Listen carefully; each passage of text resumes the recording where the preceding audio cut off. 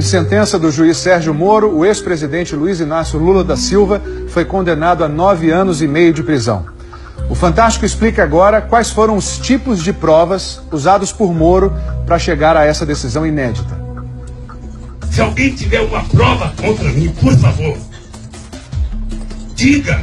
Eu ficaria mais feliz se eu fosse condenado com base numa prova. Mas na sentença, o juiz Sérgio Moro diz que as provas contra o ex-presidente Lula existem.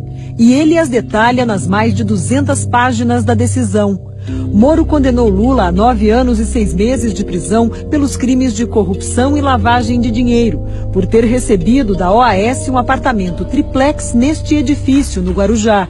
Os recursos para a compra e reforma do imóvel, segundo a sentença, vieram de propina de contratos firmados entre a Petrobras e a OAS. E a sentença é o ato em que o juiz vai, diante das provas que foram produzidas, verificar se a versão da acusação é correta, se a versão da defesa é correta. Se ele tiver certeza da versão da acusação, com base nas provas, ele condena. O que levou à condenação do presidente Lula nessa sentença foi um conjunto de elementos. O juiz Sérgio Moro usou 3 tipos de provas: documentais, testemunhais e periciais. Uma sentença que tem várias provas, pouco importando a natureza dessas provas, documentais, periciais, testemunhais, ela é uma sentença mais forte do que uma sentença que tenha uma única prova. Quando Moro ouviu o depoimento do ex-presidente Lula em maio passado, assegurou: eu lhe asseguro que vai ser julgado unicamente com base nas leis e na prova de processo. O senhor pode ficar seguro quanto a isso. A sentença de Sérgio Moro começa avaliando as chamadas provas documentais. As primeiras provas citadas são aquelas encontradas na casa de Lula, em São Bernardo do Campo, no ABC Paulista. Esta é a cópia de um termo de adesão assinado pela ex-primeira-dama Marisa Letícia, em 2005.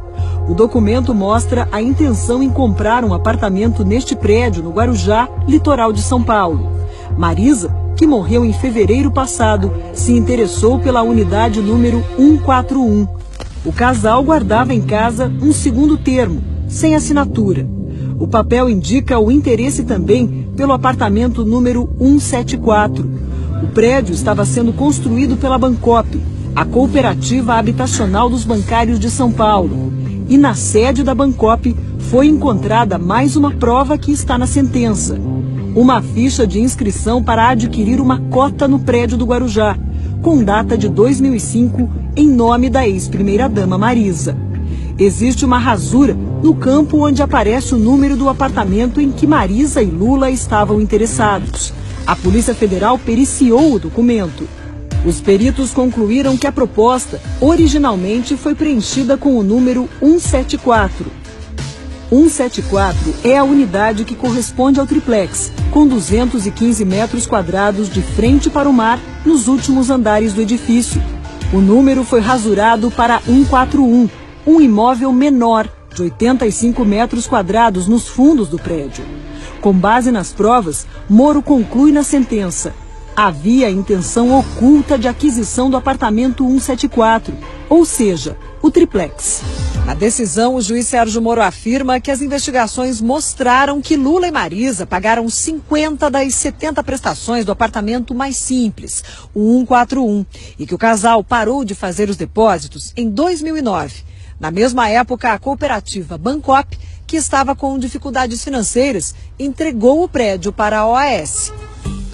Com a mudança, a numeração dos apartamentos foi trocada. O 141, o imóvel menor, virou 131 e o 174, o triplex, virou 164A. Nessa mesma época, os cooperados com cota no prédio tiveram que tomar uma decisão. Ou ficariam com os apartamentos e pagariam o restante do que deviam à OAS, ou desistiriam dos imóveis e ganhariam o dinheiro de volta. Na decisão, Sérgio Moro diz que há prova documental de que Lula e Marisa não realizaram nenhuma opção, nem foram cobrados a fazê-la. E que, interrogado, Lula não deu explicações sobre esses fatos.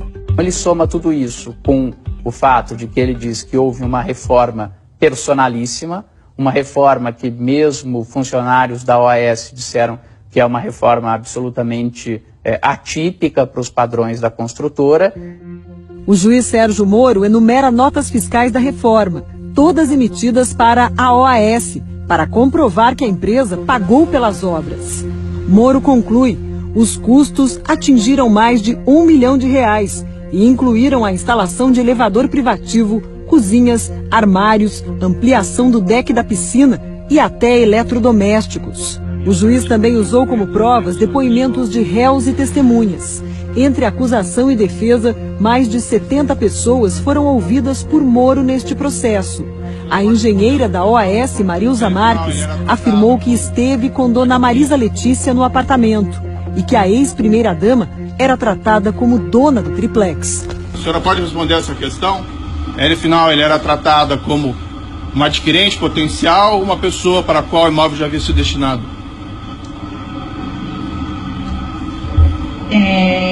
Tratado como se o imóvel já tivesse sido destinado. O principal depoimento é de um réu no processo, Léo Pinheiro, ex-presidente da OAS, que está preso. No interrogatório a Moro, Léo Pinheiro disse que o triplex sempre esteve reservado a Lula. Isso virou uma prova testemunhal. Nunca foi colocada à venda pela OAS.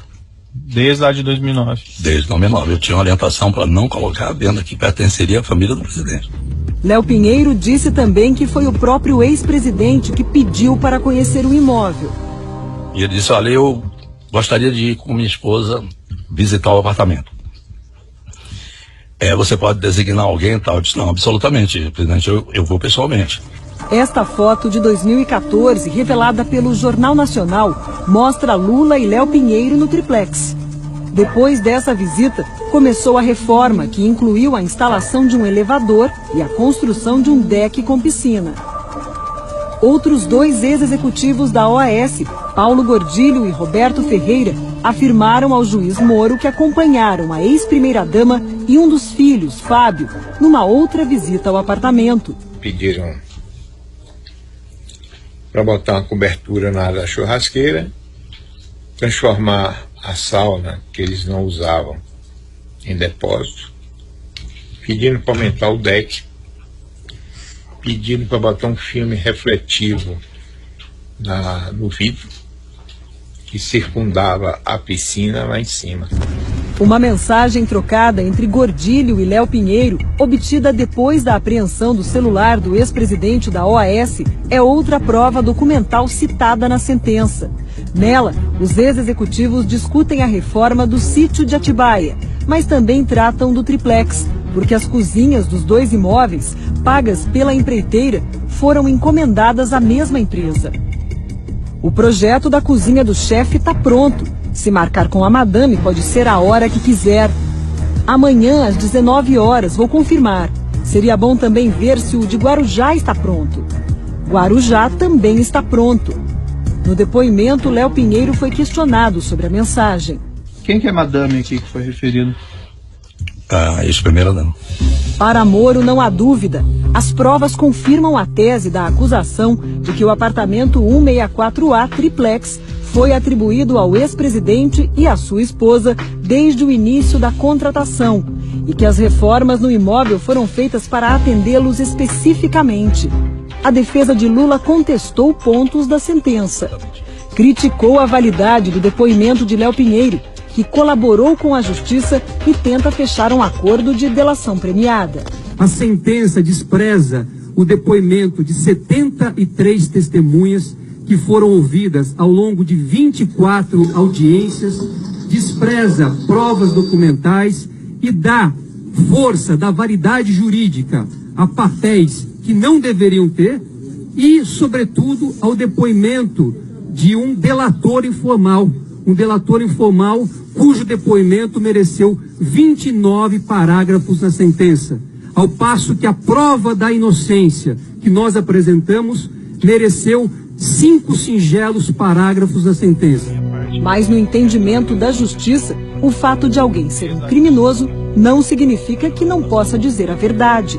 E o juiz Sérgio Moro entendeu que, nesse caso, o depoimento do criminoso, confesso, narrava fatos verdadeiros, porque vinha apoiado também em outras provas que indicavam a mesma coisa. Isto é, que de fato a propriedade do apartamento era do presidente Lula. Os advogados de Lula questionam outro ponto da sentença. A defesa argumenta que provou durante o processo que o apartamento não pertence ao ex-presidente, porque a OAS ofereceu o imóvel como garantia numa operação no mercado financeiro e que a empresa não poderia fazer isso se não fosse ela própria, dona do apartamento. Aquele apartamento triplex jamais poderia ter sido dado ao ex-presidente Lula em 2009, porque ele estava comprometido como garantia a um contrato feito com a Caixa Econômica Federal e outras entidades, dando não só a hipoteca deste imóvel, mas dando 100%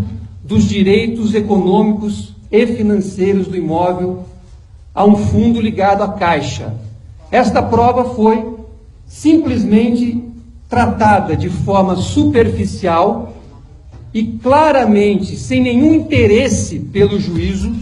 Veja o que diz a sentença sobre a hipoteca do triplex. Se trata aqui de uma operação normal de financiamento que captou recursos no mercado financeiro e oferecendo como garantia imóveis em construção. Essa é uma operação relativamente comum no mercado financeiro, até porque quando os apartamentos estão sendo construídos ainda, efetivamente nenhum comprador é proprietário do apartamento. O que se tem com variáveis negócios são compromissos de compra e venda, promessas de compra e venda, ou no caso de cooperativas, cotas da cooperativa que dão direito futuramente ao imóvel correspondente ao apartamento de número tal. A sentença diz também, não foi oferecido como garantia apenas o triplex, mas todos os imóveis do referido empreendimento. As provas mostram que outros apartamentos do mesmo prédio também estavam hipotecados e, mesmo assim, foram negociados. Quem explica é o professor titular de Direito Civil da USP, Carlos Alberto Maluf. No processo, existem outras matrículas de outras unidades, de outros andares, tem nada a ver com o triplex do ex-presidente, que também consta essa hipoteca e foram negociados com terceiros, com outras pessoas. Isso esvaziou o argumento da defesa. Diante das provas, o juiz Sérgio Moro deu a sentença da condenação. Ele chega à conclusão de que está demonstrado, além de qualquer dúvida razoável, que o apartamento era de fato do presidente Lula.